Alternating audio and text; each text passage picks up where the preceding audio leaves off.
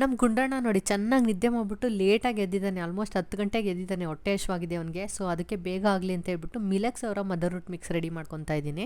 ಇದರಲ್ಲಿ red rice, finger millets, ಸಿರಿಧಾನ್ಯಗಳು, 4-5 ಥರ ಡ್ರೈ ಫ್ರೂಟ್ಸು ಇದೆಲ್ಲ ಯೂಸ್ ಮಾಡಿರೋದ್ರಿಂದ ಮಕ್ಕಳಿಗೆ ಒಳ್ಳೆ ನ್ಯೂಟ್ರಿಯೆಂಟ್ ಸಿಗುತ್ತೆ. ಇದನ್ನು ಮಕ್ಳು ಕೊಡೋದ್ರಿಂದ ಹೆಲ್ದಿಯಾಗಿರ್ತಾರೆ. ಹಾಗೆ ಮಕ್ಕಳು ಗ್ರೋತ್ ಕೂಡ ತುಂಬ ಹೆಲ್ಪ್ ಆಗುತ್ತೆ. ಒಂದು 2 ಸ್ಪೂನಷ್ಟು ನೀರಲ್ಲಿ ಮಿಕ್ಸ್ ಮಾಡಿ ಕಾಯಿಸಿರೋಂಥ ನೀರಿಗೆ ಹಾಕಿ 5 ಮಿನಿಟ್ಸ್ ಬೇಯಿಸ್ಕೊಂಡ್ರೆ ರೆಡಿಯಾಗಿ ಹೋಗುತ್ತೆ. ನಾನು ಮೋಸ್ಟ್ ಆಫ್ ದ ಟೈಮ್ ಈ ಥರ ನೀರಿಗೆ ಹಾಕಿ ಮಿಕ್ಸ್ ಮಾಡ್ಕೊತೀನಿ. ಮತ್ತು ಸ್ವೀಟ್ನೆಸ್ಗೆ ಡೇಟ್ಸ್ ಯೂಸ್ ಮಾಡ್ತೀನಿ. ಸೊ ನೀವು ಬೆಲ್ಲ ಆದರೂ ಯೂಸ್ ಮಾಡ್ಬೋದು, ಇಲ್ಲ ನಿಮ್ಮ ಮಗು ಸಾಲ್ಟ್ ಇಷ್ಟಪಡುತ್ತೆ ಅಂದರೆ ಸಾಲ್ಟ್ ಕೂಡ ಹಾಕಿ ಮಾಡ್ಕೋಬೋದು.